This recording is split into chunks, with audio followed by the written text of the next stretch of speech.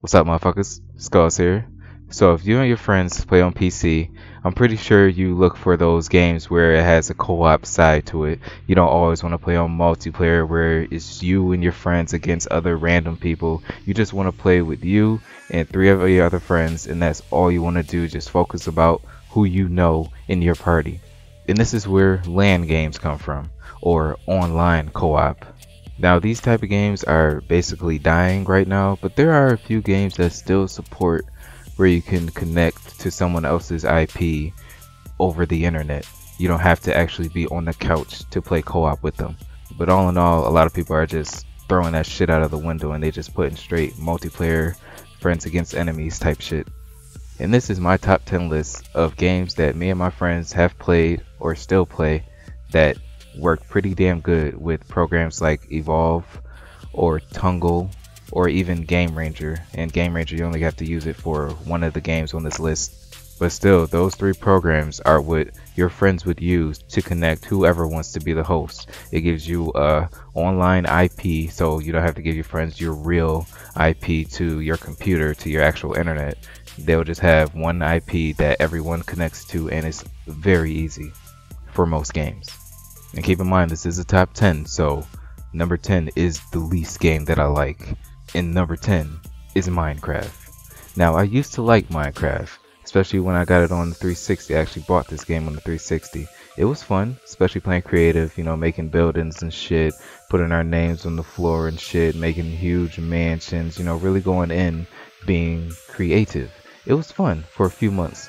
Now, it's really fucking boring because it's like, what else is there really to do to keep me interested? I mean, of course I tried the survival shit, which is boring as shit. I mean, it's nice that you gotta, you know, figure out how to survive, but I'm just not a fan of that in a Minecraft sense.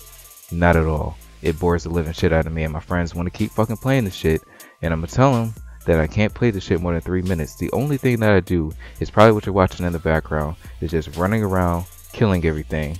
Or I'll just, in creative, I'll just put up a lot of TNTs and just blow up everything, because that's the only interest I feel in that game. I don't want to build anything anymore. I don't want to survive anymore. I don't want to go fucking hitting bricks for 20 minutes just so I can make fucking tea. I don't care about that anymore. So that's number 10. Number 9 is almost like a game like Minecraft except in 2D version, I guess, and it's called Terraria. Now, again, I'm not a total fan of Terraria, but the fact is the game is alright and it works pretty perfectly with Game Ranger. And Game Ranger is that one program that you have to use for this one app, because Evolve and Tungle, they don't really work that well at all.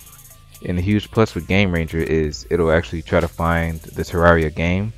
So when you host your own room and then all your friends join, if you hit start, it'll start the game, it'll start the server, it'll start everything, and it'll automatically start your friend's game and automatically join them. So it's pretty easy, at least for Terraria. I didn't try it with any other game, but I'm pretty sure all the other games work that way, where it would like automatically click everything for you. At least it seemed like it did that.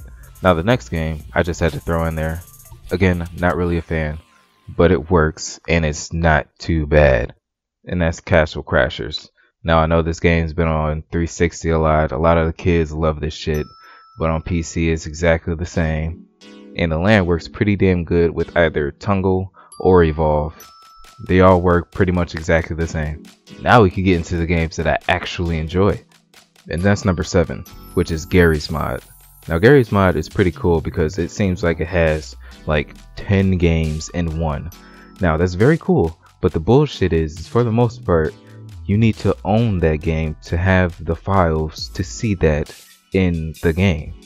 So there's a GTA one, but if you don't actually own GTA on Steam, a lot of the buildings, the walls, or anything that's from GTA, you won't be able to see. It'll just show a big ass error in place of that, which is total bullshit.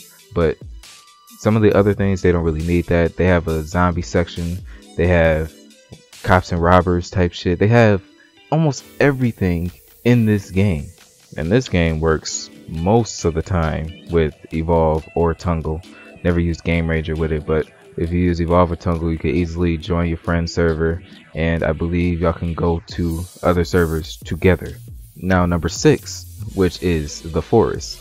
Now when The Forest came out, it didn't even have any LAN or multiplayer with it. It was just campaign, local, by itself. But they finally got LAN to work. The first time when they added the shit, it was terrible. It didn't work at all.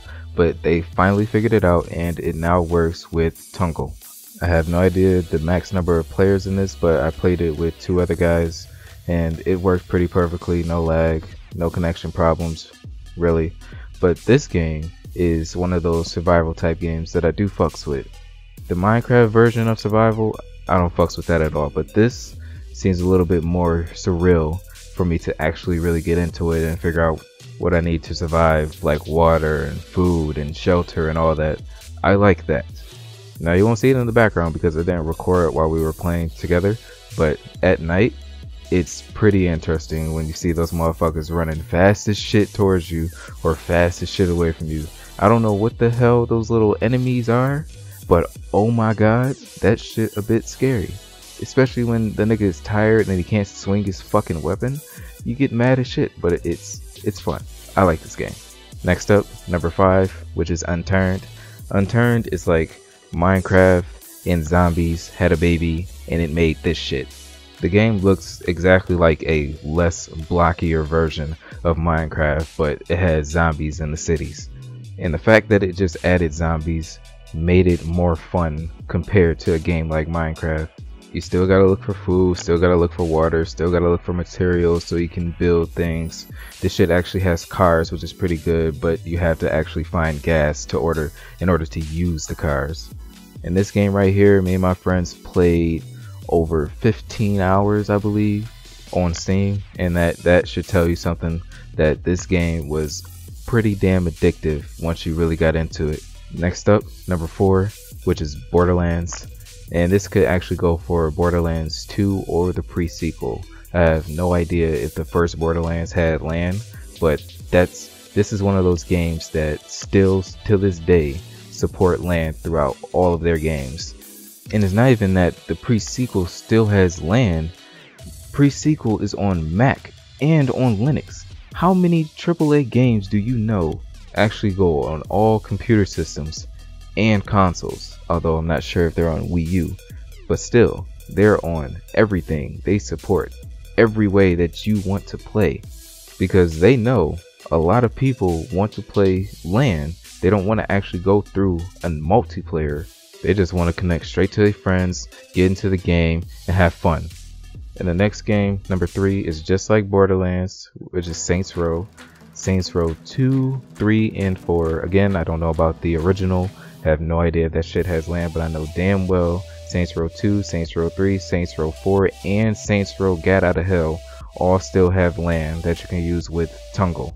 The only downside with these Saints Row games is that you can only add one other friend. So if you got a group of friends that want to play Saints Row, y'all gonna have to split up and play separate. And now for number 2, which is one of the most recent games that just came out, which is Dying Light. Dying Light has got to be one of the most intense games I have ever played in a very long time. And this game reminds me a lot of Dead Island, but because they added the parkour with all the running and jumping on buildings, it makes it such a completely different game. And I do like how most games in a way are going to the agility side of things, you know, like with Destiny and Titanfall and Advanced Warfare with all the jumping and sliding and running up walls and all that shit. I like that trend that's going on because that makes the game more fun to actually go places instead of doing fast travels or just cheating your way to move faster with mods and shit so you can get to whatever destination you're trying to get to almost immediately. And it's not just that you can actually play and beat the campaign with a friend. There's actually like side games where you can like be the zombie, and I think there's something else that I haven't played yet, but I will eventually. But it's pretty cool that it's not just you can join someone's campaign and beat it. You know, like with Saints Row, that's pretty much it that you can do. Dying Light added a little bit more, which is very awesome. And last but not least is the game that me and my friends cannot fucking stop playing, and that's Call of Duty World at War. I know, it's old as shit, but The zombie side of the game is fucking awesome because all you gotta do is do a little bit of Google search and there are hundreds of custom maps that people have made for World at War that you can play. And because there's so many maps that we can play, so many ways we can play zombies, we have just been playing the living shit out of this game damn near almost every day. Because there's always almost a new way to play zombies. Now we would be playing Black Ops 1 or Black Ops 2, but we didn't actually buy those games, so it's not really that easy to actually get zombies to work on a cracked version of Call of Duty. But World at War works perfectly. And that's my top 10 list of LAN games on the PC. And if you made it to the end, I would like to say if any of y'all motherfuckers need help setting up LAN or figuring out which program actually works for any of the games that I've just said, I'm pretty sure I can help you because we've all done it, we've all tried it, we've all got it to work, which is why I am mentioning these games, because they actually worked for us through LAN. But anyways, motherfuckers, that's it. And I'm out.